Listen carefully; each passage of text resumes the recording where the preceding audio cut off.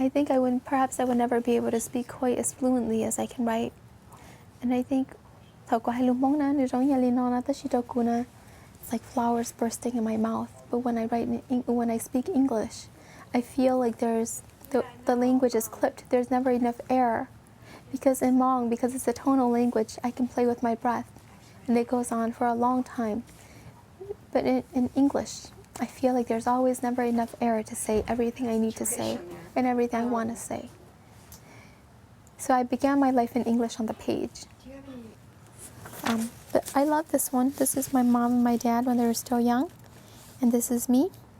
And this is my sister. And the other day somebody said that they loved this photo too, but they only loved it in conjunction with the one at the back where I'm graduated from Columbia. And these two young people are now, and I'm old like my mom and my dad were. But if you take into account the family they had, then it's a very telling photo. It's like a time lapse.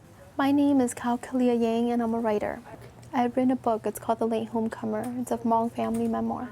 When I wrote the book, I wanted to remember one woman, my grandmother, who I loved dearly. Her name was Yoli. So the book began as a series of love letters to her, and it becomes a realization. I think that what so many young writers have to eventually realize if you want to grow within the craft, that when you talk about one person and you're talking about memories, necessarily you're talking about your memories and all of the other memories intertwine in the same story. Because her life touched so many people, it included so many lives. And so when I began talking about my grandmother, I began talking about the seeds of our family as I would grow to know it. And there's over 250 members in my family. We're estimating 275 now. That's a lot, but that's also a lot of young Hmong people, because everywhere I go to read, they say that's my story too. And so it would be selfish of me to say that it's my story, because it becomes a story of a generation of young Americans. So it's, how do I say it? Some people call it the immigrant story, but I think it's the human story. At the end of the day, it's about how we're born and how we die again. And it is about the things that we leave behind once our journey is through. What else can you tell me about your grandmother? What can I tell you? What's your earliest memory of her? My earliest oh, that's such a good question. Nobody has ever asked me that before. I remember an old woman with a big waist, and it was always such an effort to put my arms around that waist. I remember pressing my face into her clothes, and they're always polyester or cotton because they were cheap. And we lived in Thailand, a refugee camp, and so there weren't many. There was no selection, period. And I remember pressing my face into her waist and trying to hold her because she was always moving slowly, but always moving. I remember her scent, herbs, tiger balm, a lot of tiger balm all the time, because when I knew her, she was already an old woman. I remember her curly hair and how she tied it back with a piece of rubber band. And I always thought the rubber band would break because I always looked so old. But it never did because she had so little hair, so the hold was always so loose and so friendly. And I remember that she only had one tooth. One tooth, it's a one tooth. I finally use it right. She only had one. So for all of my life, that's the one tooth that she ate everything with.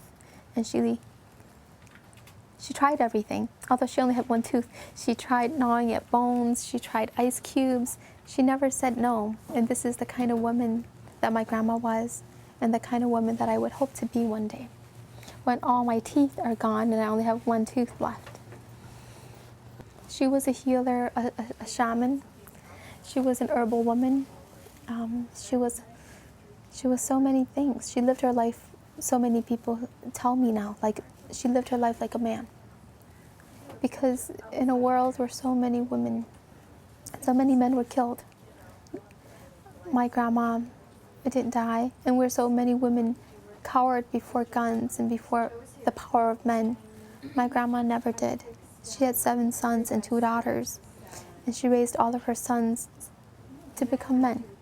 And in so many ways, she had to be a man to raise them, because it was during a war, and because she lived in a world where all the powerful men had many wives, and she had no husband, but she remained single. So she was everybody who knew my grandma long before I ever met her would tell me of a woman who went through the world like a man. And not like a man of power, but like a man who was always a healer, like a man who always gardened every day, like a man who walked everywhere with 7 sons behind her. She came with Uncle Hu and his family because Uncle Hu is the most patient of her sons. He'll wait. So he waited her out, basically. And that was his tribute, because he would wait for everything. He can wait for anything.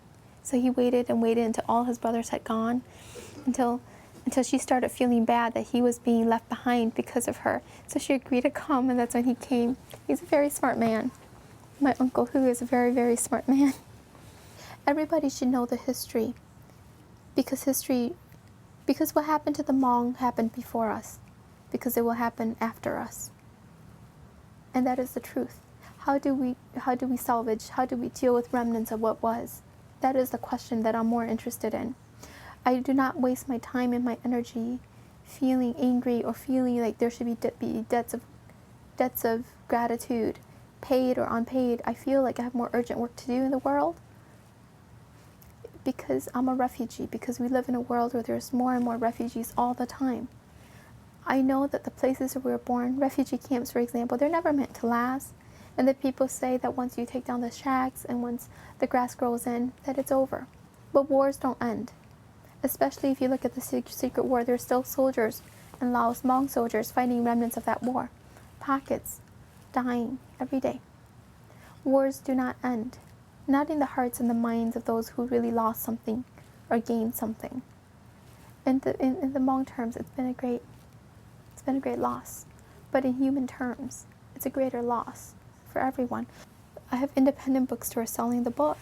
People who've never heard of the Hmong email me, and they say, I read it, and it makes sense to me, because my family and your family, and there's something fundamental about families that communicates.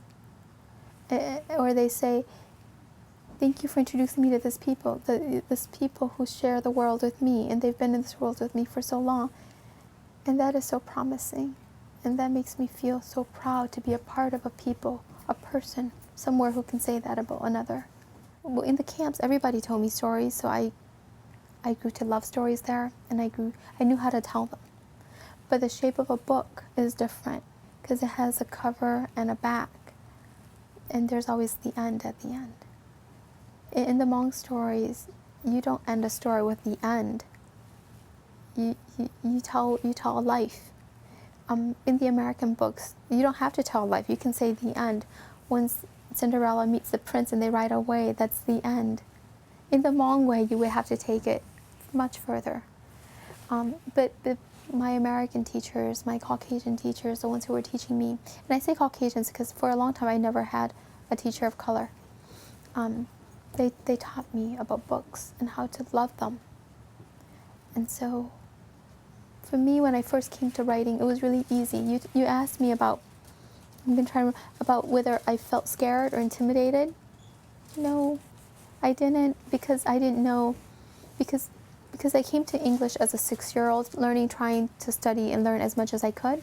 Nobody ever really emphasized the parts of a sentence. So like the subject, the predicate, all of the terminology, it was never there. It was just, you said what you needed to say on the page. It was about meaning. And I had tremendous freedom there to explore meaning, because I knew that the comma could be in the wrong place and the teacher would still understand me anyways.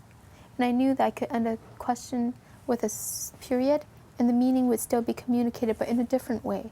So I began playing with these forms long before I would decide to become a writer. Because meaning is meaning. And if you can get at meaning, all the right parts do not need to be in place. My name is Kao Kalia Yang, and I'm a writer.